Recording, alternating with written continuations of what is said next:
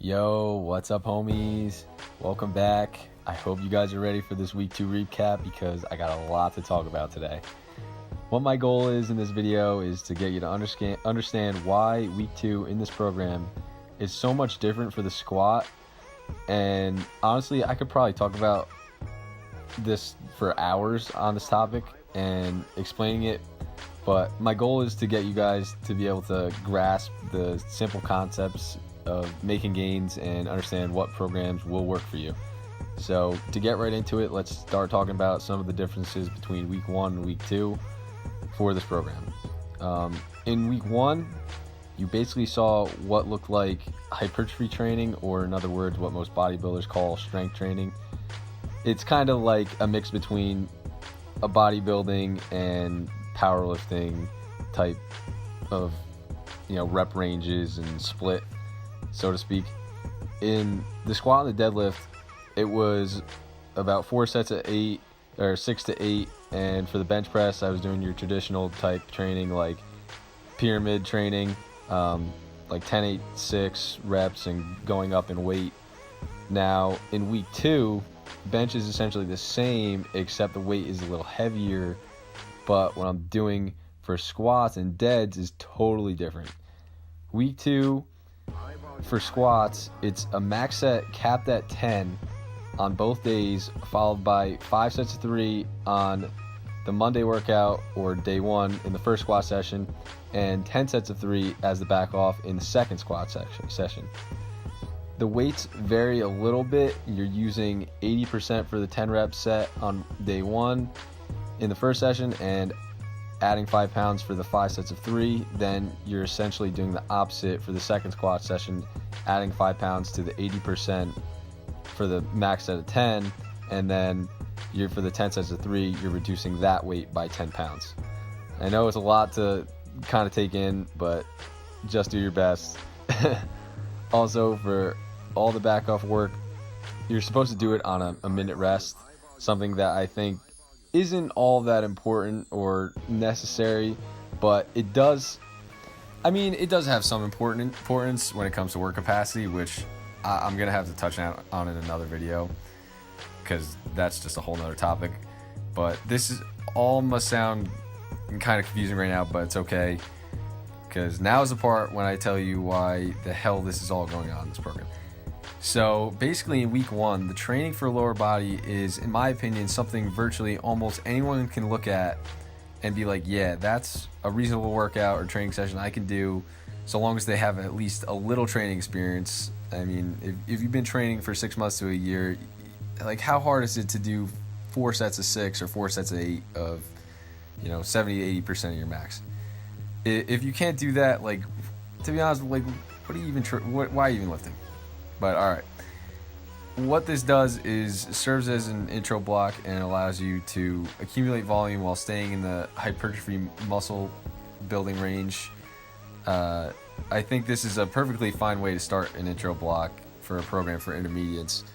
The general population of intermediate trainees basically lack muscle mass, so that is definitely a good way to start accumulating fatigue, and I think it's perfect for any intermediate that lacks muscle mass. So now the reason why week 2 is the way it is, it's because this is where Candito wants you to accumulate the most fatigue and volume while also allowing you to auto-regulate the program by using the max set of 10. He says in the program that if you get under 8 reps in the max set on the first day, to reduce your training max by 2.5%. So this is kind of nice, because if you start looking forward at week 3, the weights start getting heavier, and odds are you aren't going to make it through the rest of the program without either missing reps or overtraining if you can't complete at least 8 reps on that cap set of 10. Then the back off work on both days gives you an opportunity to practice your form and your technique in a more traditional low rep style of powerlifting training. Doing like 5 sets of 3, 10 sets of 3. You're repeating that same motor pattern and mentally going through your head. You're walking up the bar the same way. It's almost as if you're taking, I would say you're taking singles, but you're basically getting a lot of practice there. And I think this gives you a solid opportunity to build good form habits, although you already are going to be tired as hell in these sets, but they're light enough that you can just power through and stay disciplined through just doing sets of 3. So what I want to point out is all of this is what I just talked about, or what I just talked about is one way of accumulating volume and fatigue. And there's a ton of, every program has its own way of doing this. If you look at the reps you're doing in the squat, week 1, you're doing 56 total reps. Week 2, you're doing 65 total reps. If you do the program, or that's if you do the most the program allows you to do, because it's technically, you don't have to do all 10 of those reps, but in the cap set of 10. But if you compare that to week 3, which at most, because you're working in a 6 to 8 rep range, the most reps you could do in week 3 is 24 reps in the squat, which is huge drop off from 65 or 56. And that's more than 50% in total reps.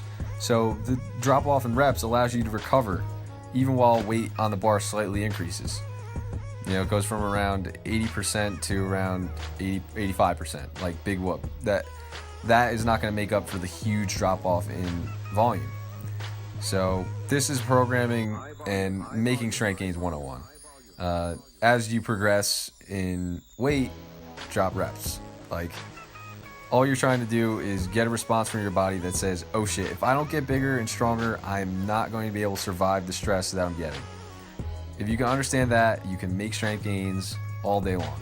So if any of that is confusing, please do me a favor, hit me up either in the comment section or slide in the DMs. I mean, if you're a cute girl, just slide in the DMs anyway, and I will explain it to you or answer any of your questions. I just want you to understand that concept. So as far as how I'm doing so far in this program, I mean, it's only week 2, but honestly, I'm doing great. So happy to be back under the bar as much as I am. I got my depth jumps in on the second lower body training session this week, as you should see. Plus, did some sprint work along with some dunks over the weekend. So I'm doing athletic stuff. I'm feeling good, feeling strong again, which is so nice. I apologize, I didn't touch more on the bench or the deadlift. I will talk about those 2 in future videos, but in my opinion, the most confusing thing and one that stands out about this program is what is happening in the squat. So I'm really happy I was able to talk about that today. Thank you so much for watching this video. If you're new, please hit the subscribe button. My goal is to put out content for you to use and help further your understanding of how to get bigger, faster, stronger, jump higher, become a much cooler version of yourself. So that said, thanks again, and I'll talk to you in my next video.